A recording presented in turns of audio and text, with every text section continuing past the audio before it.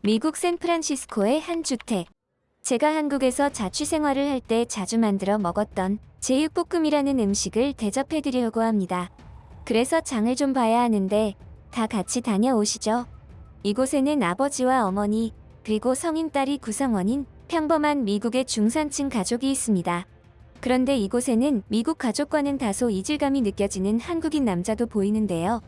미국 가족 딸의 한국인 남자친구로 보이는 남성은 제육볶음이라는 음식을 여자친구와 여자친구의 부모님에게 대접하기 위해 마트에 장을 보러 갔다가 매우 위험하고 충격적인 사건에 휘말리고 말았다고 합니다.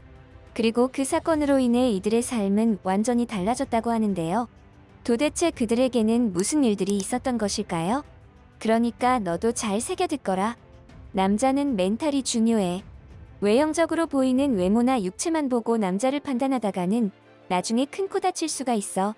무슨 말인지 알겠니? 저는 미국 샌프란시스코에 사는 평범한 가족의 가장 세뮤얼 파커라는 사람입니다. 저는 젊은 시절 실제 전쟁을 경험한 미군 출신이죠. 그래서인지 하나뿐인 소중한 딸에게 늘 엄격하고 근엄한 말투로 좋은 남자란 어떤 남자인지를 알려주곤 했습니다. 그런 부분들은 아마도 제 인생의 경험들로 인해 만들어진 가치관들이 너무나도 뚜렷했기 때문일 것입니다. 제 기준에서 남자가 갖추어야 할 덕목 중에서 가장 중요한 것은 바로 멘탈이었습니다. 아무리 돈이 많아도, 아무리 육체적으로 건강하고 강력하다고 해도 결국에는 그 모든 것들보다도 상위에 존재하는 것이 정신력, 즉 멘탈이라는 것을 누구보다 더 잘 알았습니다. 저의 군인 시절 전쟁에 참전했을 당시 그때는 경험 부족으로 인하여 다소 우유부단한 멘탈을 소유하고 있었고, 그러한 저의 멘탈 때문에 소중한 동료를 잃은 적이 있었습니다. 아마도 그때부터 저는 그 어떤 것보다도 멘탈이 중요하다는 것을 절실하게 깨달았던 것 같습니다. 멘탈의 중요성을 깨달은 저는 그 이후로 스스로도 놀라울 정도로 강철 멘탈의 소유자가 되기 위해 노력했고, 실제로도 그렇게 되었죠. 하지만 그 이후에 저의 후임으로 들어오는 군인들 중에서는 아무리 강조해도 멘탈이 나아지지 않는 자들이 있었습니다. 그들은 다름 아닌 동양인 출신의 군인들이었죠. 그 때문에 저도 그들의 약한 멘탈 때문에 혀를 내두른 적이 많았고, 그때부터 저에게는 동양인에 대한 편견이 자리 잡기 시작했던 것 같습니다. 만약 저에게 그러한 일들이 생기지 않았더라면 이런 편견들은 제가 죽을 때까지 사라지지 않았겠죠. 외동딸이 대학교를 졸업한 지 얼마 되지 않았을 때였습니다. 생전 남자친구라고는 집으로 데려온 적이 없던 녀석이 갑작스럽게 집으로 남자친구를 초대했다고 하더군요. 이런 경우는 처음이라서 저와 아내는 긴장 아닌 긴장까지 하게 되었습니다. 그런데 막상 딸의 남자친구라고 하는 자가 집으로 왔을 때는 머릿속이 하얘지면서 백지 상태가 되어버리고 말았죠. 딸이 데려온 남자친구가 동양인이었거든요.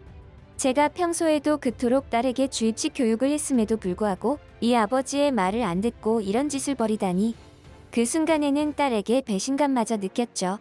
심지어 딸의 남자친구는 제가 군대에서도 한 번도 겪은 적이 없는 한국인이었습니다. 사실 제가 동양인에 대한 편견이 생긴 것은 군대에서 후임으로 들어왔던 중국인과 일본인 후임들 때문에 생긴 것이었습니다. 그들은 하나같이 멘탈이 얼마나 유약하던지 이러한 자들을 데리고 실전에라도 나가야 한다면 그야말로 최악의 경우까지 생각해야 할 정도로 위험한 상황에 노출될 수도 있겠다는 생각까지 했었죠. 어떤 분들은 제가 이런 식으로 군대에서의 경험을 가지고 사회에 나와서까지 대입시키며 사람을 판단하는 것은 너무 과한 것 아니냐고 하시는 분들도 있을 것입니다. 하지만 제 생각은 전혀 다릅니다. 군대 또한 사람들이 조직을 이루어 살아가는 작은 사회였기에 이곳에서의 생활을 제대로 하지 못한다면 실제 사회에 나가서도 제 몫을 내지 못하는 경우가 허다하기 때문이죠. 그렇기에 딸이 데려온 한국인 친구를 좋은 시선으로 바라보기에는 제 삶의 무게가 너무나 무거웠던 것입니다. 저는 솔직히 말해서 처음으로 보는 한국 남자였고, 딸이 좋아한다는 친구였지만 첫 만남부터 이 친구를 제 딸에게서 멀어지게 하고 싶었고, 심지어 헤어지게 만들고 싶었습니다. 아마도 저의 이런 솔직한 마음을 알게 되는 많은 분들은 참, 아버지라는 사람이 못났다는 생각을 할 수도 있을 것입니다. 하지만 저는 그 당시 저의 모든 타이틀을 벗어 던져버리고 오직 한 가지, 제 딸의 행복을 원하는 아버지 역할에만 충실했다고 보면 될 것입니다. 그렇기에 그러한 짓들도 할 수 있었던 것이죠. 아무리 생각을 해보아도 제 딸이 동양인과 결혼하여 행복하게 살아가는 모습은 상상조차 되지 않았으니까요. 제가 그간 보아온 동양인들의 모습으로 보건대 분명히 힘든 순간이나 상황에 닥치면 멘탈이 붕괴될 것이고 그것은 제 딸을 지옥과 다름없는 시궁창으로 몰아넣을 것이 불을 보듯 뻔했습니다. 그래서 저는 더더욱 딸과 딸의 한국인 남자친구를 멀어지게 만들기로 결심했죠. 기본적으로 딸이 남자친구에게 이성으로서의 매력이 떨어지도록 하기 위해서는 딸이 한국인 친구를 왜 좋아하는지를 먼저 알아내야만 했습니다. 그래서 저는 딸에게 저 한국인 친구의 어떤 면이 그렇게 좋은지 은근슬쩍 물어보았고 저의 그러한 속셈을 알지 못했던 딸은 순수하게 자신이 한국인 친구를 왜 좋아하는지 술술 불어대기 시작했죠.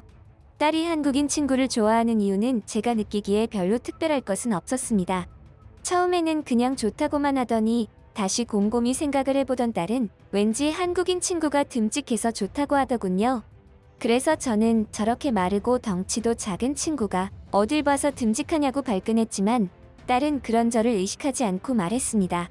꼭 덩치가 커야만 듬직한 게 아니야, 아빠. 정신적으로 의지가 되는 사람에게서도 듬직함을 느낀다고. 아빠는 그 나이 먹도록 그런 것도 몰라? 이제 그런 거 묻지 마. 사람이 사람 좋아하는데 꼭 그런 특별한 이유가 있어야 하는 건 아니잖아. 결국 저는 본전도 건지지 못한 채 딸에게 더 이상의 정보를 얻을 수 없었죠. 그래서 저는 제 나름대로의 추론을 통해서 딸이 한국인 남자친구에게 정남이가 떨어질 법한 상황을 만들어내려고 꾀를 부렸습니다. 제가 생각해낸 이 방법은 딸에게 한국인 친구의 매력을 반감시키면서도 멘탈까지 확인해 볼 수 있는 일거양득의 방법이었죠. 이 나이에 아직 이러한 전략을 구사할 수 있다는 것에 내심 혼자서 뿌듯하기까지 했습니다. 저는 딸에게 한국인 남자친구를 저녁 식사에 초대하라고 했고 딸은 저의 시커먼 속내를 알지 못한 채 순수한 마음으로 제가 한국인 친구를 마음에 들었나 보다 라는 생각을 하며 기쁜 마음으로 그 친구에게 연락을 취했죠.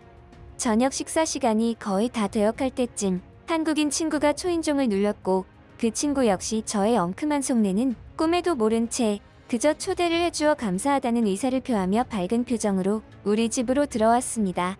잠시 후 한국인 친구는 자신이 발을 들인 이곳이 악어의 입속이라고 느껴질 만큼의 혼란을 초래할지도 모르는데 말입니다. 우리는 즐거운 대화들을 이어가며 저녁 식사를 했고 그런 시간을 보내다 보니 한국인 친구가 아주 밝고 긍정적인 남자라는 사실을 알 수 있었습니다. 제가 생각했던 것보다는 확실히 좋은 모습을 보여주었으나 아직은 저 친구의 실체라고 할 수 있는 부분들에 대해서는 알지 못했기에 절대 방심하지 않았죠.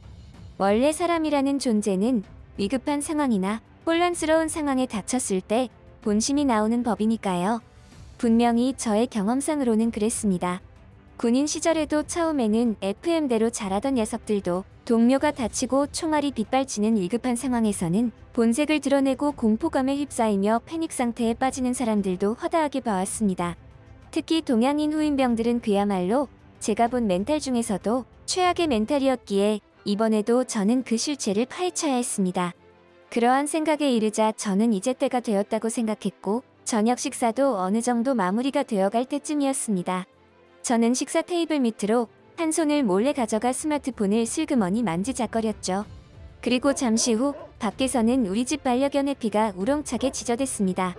저는 그 순간 회심의 미소가 절로 지어지는 것을 억지로 참으며 침착하게 말했죠. 아니, 무슨 일이길래 저 녀석이 저렇게 지저대는 거야? 이 시간에 택배 기사라도 온 건가? 주문했던 물건이 있긴 한데 말이야. 미안하지만 혹시 자네가 한번 나가봐 줄 텐가?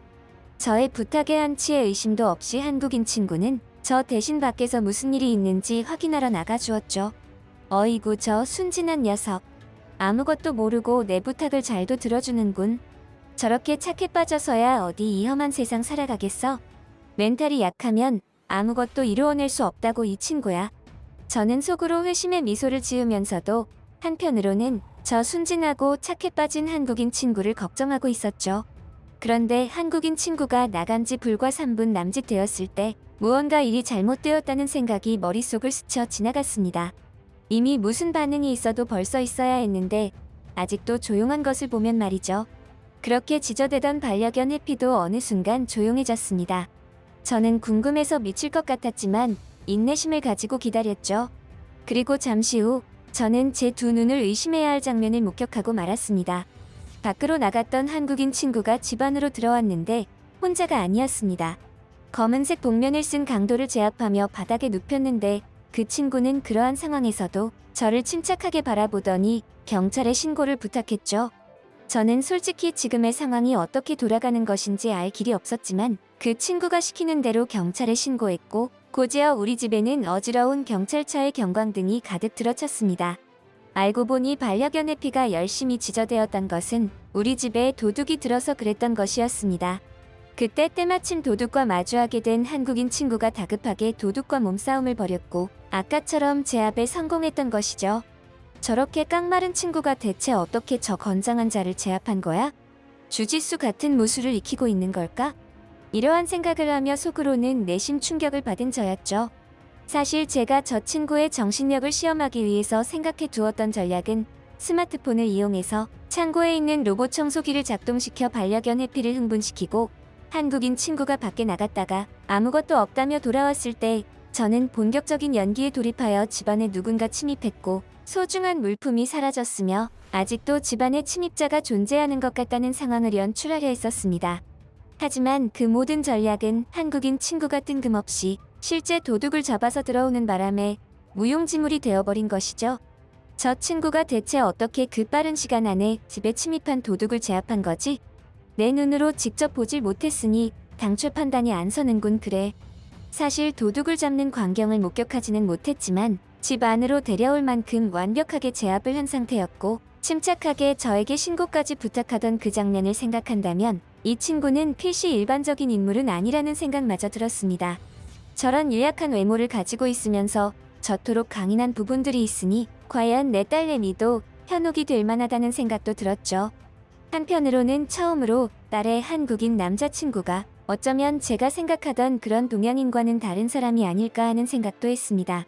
분명히 일부분을 보고 전체를 판단하는 것은 오류가 있을 수 있다는 것을 알았지만 평균 수치라는 것이 있기 때문에 제 경험상의 그 수치들을 너무 맹신했던 것은 아닐까 하는 생각이 들었죠. 하지만 저는 그럼에도 불구하고 제 눈으로 직접 목격하지 못한 상황에 대해서 그저 한국인 친구가 그런 터프한 일을 해냈다는 결과 한 가지만 보고 제 딸을 저 친구에게 넘기기는 싫었습니다. 이것은 나중에 딸과 한국인 친구와의 사이가 틀어졌을 때 저 스스로가 그때 조금 더 확인해 봤어야 했는데 라는 후회를 하기 싫은 부분도 포함되어 있었죠.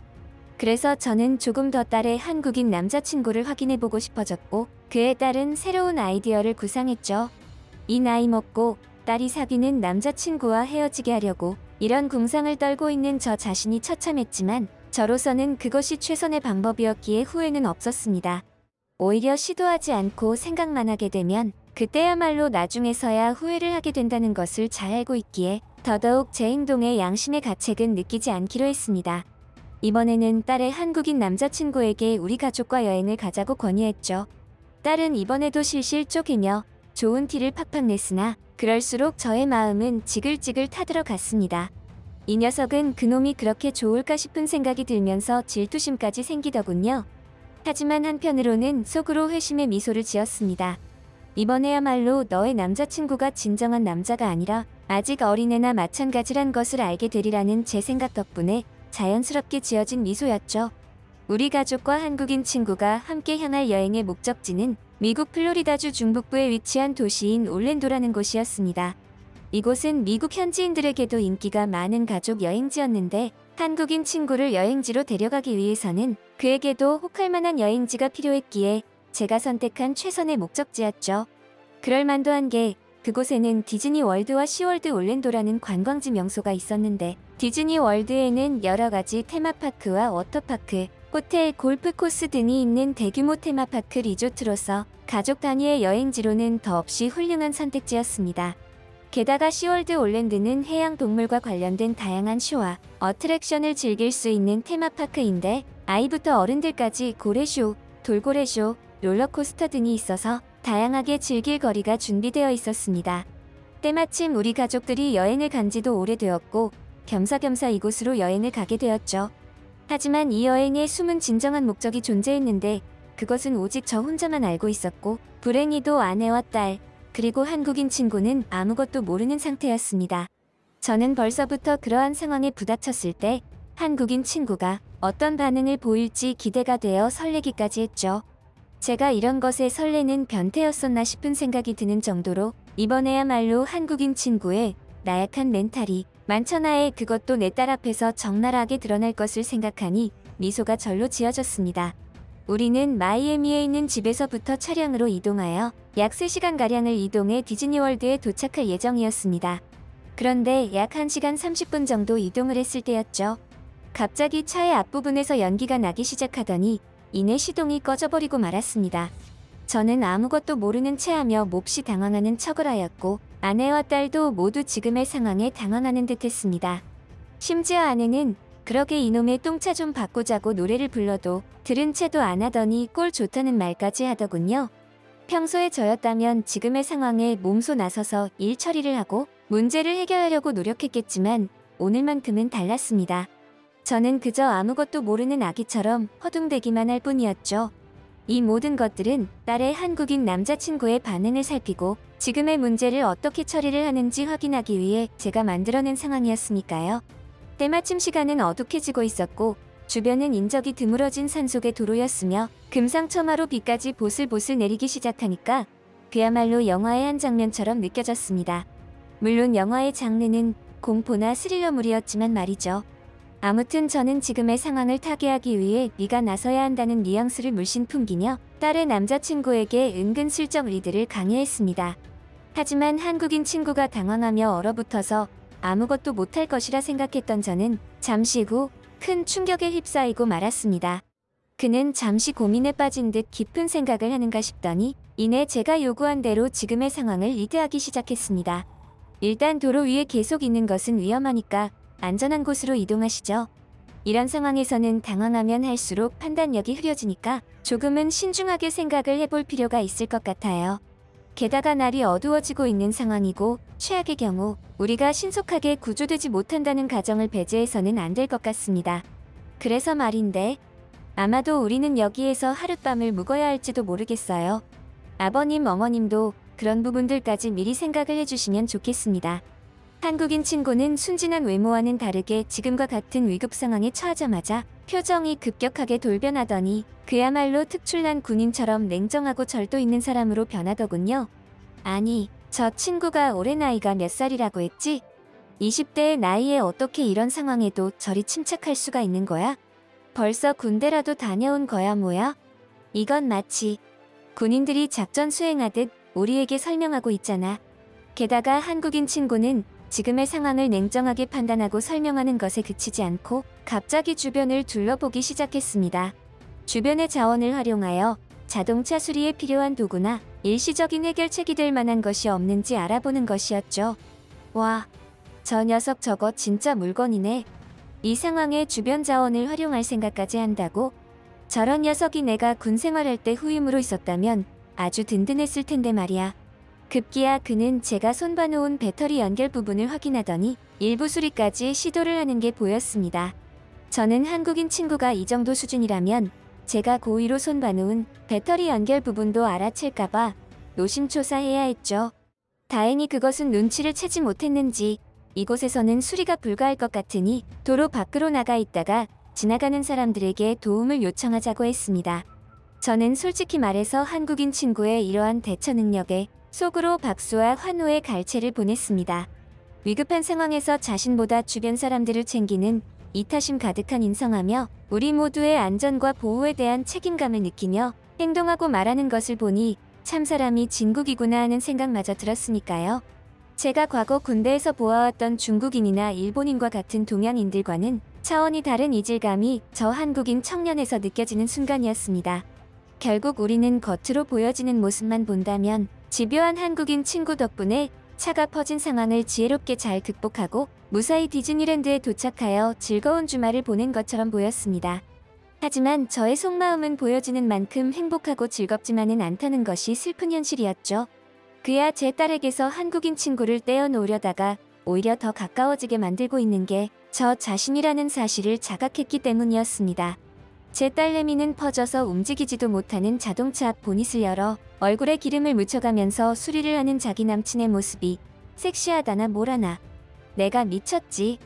하필이면 그런 전략을 짜는 바람에 딸내미 눈에 콩깍지나 더 씌워버리는 결과가 나와버리다니 저는 이대로면 꼼짝없이 한국인 사위를 봐야 할지도 모르겠다는 생각마저 들었습니다. 만약 그런 상황이 온다면 정말이지 저는 제 사랑하는 딸을 자주 보지도 못할 것만 같았습니다. 하지만 한편으로는 또 저렇게 좋아하는 둘 사이를 내가 뭐라고 이런 식으로 갈라놓으려고 하나 싶으면서 이게 지금 맞는 행동인가 자괴감이 들기도 했습니다. 결국 딸 이기는 부모 없다고 저도 그저 그런 부모들과 마찬가지로 평범한 부모인가 보다라고 생각했죠. 그러한 일들이 우리에게 생기기 전까지는 말입니다. 그렇게 저는 어느 순간부터인가 딸의 한국인 남자친구를 억지로 밀어내려는 짓을 그만두게 되었습니다. 그렇다고 해서 그 친구를 완벽하게 인정을 했던 것도 아니었죠. 단지 어느 정도 선을 긋고 조금은 더 지켜보아도 괜찮겠다는 생각을 했을 뿐이었습니다. 만약 그러한 일들이 없었더라면 그런 식으로 딸과 한국인 남자친구가 평범하게 사귀다가 결혼을 하거나 아니면 그 나이대의 아이들처럼 헤어지거나 하는 평범한 일들을 겪었을 것입니다. 여느 때와 마찬가지로 주말이 되어서 딸이 한국인 남자친구를 우리 집으로 초대하여 저녁 식사를 하려던 날이었죠. 평소와 조금 다른 부분이 있었다라고 한다면 한국 친구가 자신의 고향에서 자취 생활을 할 당시에 자주 해 먹었다던 제육볶음이라는 음식을 직접 만들어서 딸과 우리에게 대접하겠다는 점이었습니다. 한국에는 맛있는 음식들이 많다는 것을 익히 알고 있었기에 저조차도 조금은 기대를 하고 있었죠. 그 때문에 저와 딸, 그리고 한국인 친구는 제 차를 타고 근처에 있는 마트에서 식재료를 구매하여 집으로 돌아가려고 했습니다. 하지만 저는 이 당시에 제 평생 겪은 일들 중에서도 가장 충격적인 사건에 휘말리고 말았습니다. 감히 장담하건대 제가 젊었을 시절에 작전 수행을 할 당시보다 더욱 다급하고 제 멘탈을 흔들고 괴롭히는 사건이었습니다. 한국인 친구가 운전을 했고 주차를 하는 동안에 저와 딸은 마트에 들어가서 이제 막 식재료를 카트에 주워 담으려던 찰나였죠. 그때 갑자기 어딘가에서 총성이 들리기 시작하더니 급기야 비명소리까지 들렸습니다. 멀리서부터 우리가 있는 쪽으로 도망을 치는 사람들이 보였죠. 저는 지금의 상황이 실제 상황이라는 것을 직감했고 아주 위험한 상황인 것도 인지했습니다. 군인 시절이와 같은 위급한 상황들을 수도 없이 겪은 저였지만 이제는 저도 나이를 먹은 탓일까요? 마음처럼 몸이 따라주지 못했습니다. 그때부터였습니다.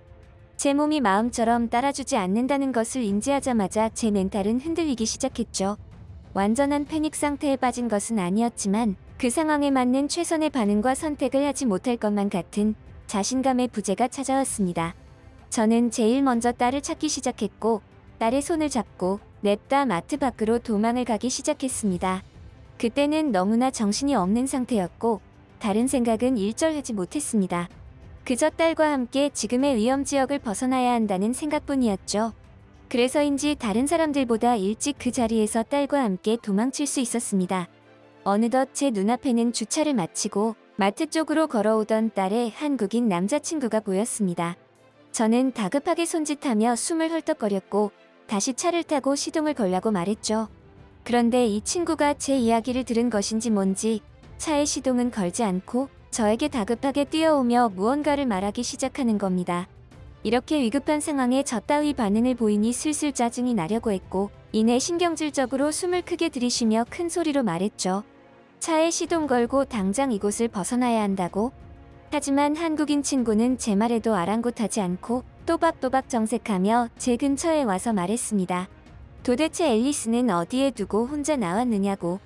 저는 이게 무슨 뚱딴지 같은 개소린가 싶었고 이내 다급하게 손을 잡고 데려온 내 딸 앨리스를 바라보았습니다. 하지만 그곳에는 눈물범벅이 된 처음 보는 금발의 소녀가 저를 멀뚱히 쳐다보며 울고 있었죠. 그제야 제가 딸이 아닌 엉뚱한 소녀를 데리고 나왔다는 것을 깨달았고 그 순간 다리에 힘이 쫙 풀려버리며 주저앉아버리고 말았습니다. 지금의 상황을 파악한 한국인 친구는 곧바로 다시 차로 달려가더니 시동을 걸고 제가 주저앉아 있는 곳으로 왔습니다. 그리고 저에게 최대한 이곳에서 멀리 벗어나서 자신의 연락을 기다리라고 했죠. 그러고는 다짜고짜 차를 타고 아직도 총격 소리와 비명 소리가 들리는 마트 쪽으로 차를 타고 달려가기 시작했습니다. 그리고 불과 20분 뒤 저는 마치 후광을 빛내며 다가오는 듯한 착각이 드는 한 대의 차량과 그 안에 타고 있는 젊은 동양인 남자 그리고 금발의 여성이 보였습니다. 제 딸과 딸의 한국인 남자친구였죠. 저는 한국인 친구의 조언에도 불구하고 멀리 벗어나지 못한 채 스스로를 자책하며 그곳에서 발만 동동 구르고 있었습니다. 만약 일이 잘못되어 딸에게 무슨 일이라도 생긴다면 스스로 극단적인 선택을 해버리고 말겠다는 어처구니 없는 망상만 하면서 말이죠. 하지만 그런 한심한 생각만 하고 있던 저와는 달리 딸의 한국인 남자친구는 그 순간에 그런 기질을 발휘하여 아주 용감하게 위험 구역에 스스로 뛰어들었고 기어이 딸의 목숨을 살렸던 것입니다. 심지어 한국인 친구는 제 딸만 살려낸 것이 아니었습니다. 차의 뒤쪽에는 다친 사람들과 두려움에 떨며 숨어있던 다른 사람들까지 태워서 그곳을 벗어나게 도와주었죠. 도대체 나는 저 친구에게 무얼 바라고 있었던 거지? 나 따위가 저런 위인에게 무얼 바랐느냐 말이야. 동양인? 그게 뭐? 한국인이 왜? 저는 정말이지 아주 멍청하고 한심한 인간이었습니다. 그날 이후 저는 동네에서 한국인으로 보이는 사람들이 보이면 먼저 다가가 한국말로 말을 걸곤 합니다. 게다가 이제는 저 동양인이 중국인인지 일본인인지 한국인인지 구별해내는 능력까지 생겼죠. 관심을 가지고 제대로 보기 시작하니까 그런 것도 구별이 가능하더란 이야기입니다. 한국인들은 늘 조심스럽고 조용하지만 판단력이 우수하고 아주 지혜로웠습니다. 게다가 때로는 배짱도 두둑해서 깜짝 놀랄 때가 많았죠. 그들이 그 짧은 시간에 선진국의 지위를 얻어내고 지금의 위상을 얻은 것에는 다 이유가 있다는 게 제 생각입니다. 제 이야기를 알게 된 여러분들에게는 한 가지 당부하고 싶은 것이 있습니다. 부디 미국에서 한국인을 만난다면 그들이 신체적으로 약해 보인다고 함부로 대하지 말아주세요. 만약 그런 짓을 한다면 그때는 각오하는 게 좋을 것입니다. 그들은 하고자 하는 목표의식이 생기면 그게 무엇이든 해내고야 마는 민족이니까